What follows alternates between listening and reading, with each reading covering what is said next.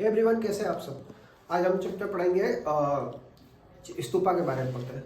चलिए देखते हैं स्तूपा क्या होता है। स्तूपा एक ऐसा संरचना होता है जो मिट्टी के ढेर का बना होता था। और ज़्यादातर स्तूपा जो बनाए जाते थे, किसके बनाए जाते थे? बौद्ध जी के स्तूपा बनाए जाते थे। जो स्तूपा होता था उसमें क्या होता था, बौद्ध के रिलिक्स और उनके सामान और उनके यूज किए हुए सामान को रखा जाता था।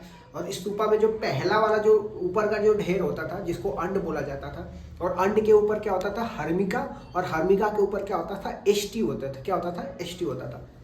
अच्छा, तो ये बौद्ध जी थे, ये शाक्य कबीले के बेटे थे। और इन्होंने जो हर्ष रियलिटी के बारे में इनको पता नहीं था। और ये चार दीवारी के अंदर रहते थे जिनमें सारी दुनिया क्या सुखी, हर व्यक्ति इनके सामने क्या खुश और सुखी महसूस कर रहा था।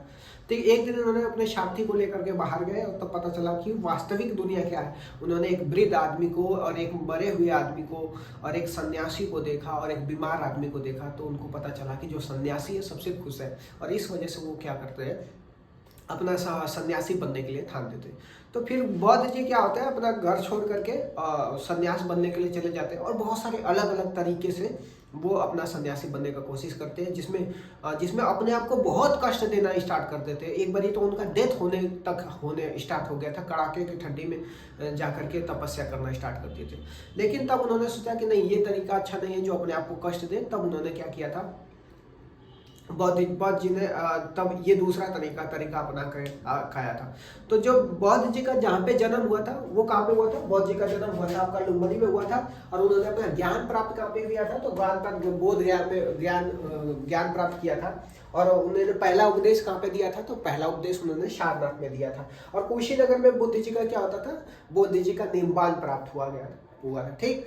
अच्छा, तो बौद्ध के अलावा भी एक धर्म चल रहा था जिसको जैनिज्म के नाम से जाना जा रहा था। जैनिज्म कौन था? जो जैन का स्टार्ट करने वाले कोई दूसरा था, पार्श्वनाथ थे। लेकिन जो 24वें तीर्थंकर थे उनको महावीर जैन के नाम से जाना जाता था। और उन्होंने जैनिज्म का मेन सिद्धांत क्या था? उनका मेन सिद्धांत था कि हम क्या करेंगे, किसी भी चीज को मारेंगे नहीं, किसी भी व्यक्ति को मारेंगे नहीं, चाहे वो जानवर हो, पत्थर हो, इंसान हो। हर व्यक्ति में जीव पाया जाता है, कीड़े मकोड़े, पेड़ पौधे, इंसान हो, हर व्यक्ति में जीवन पाया जाता है। तो इस वजह से हम क्या करेंगे, किसी भी व्यक्ति को न कष्ट पहुंचाएंगे, न किसी को क्या करेंगे, अहिंसा के खिलाफ था।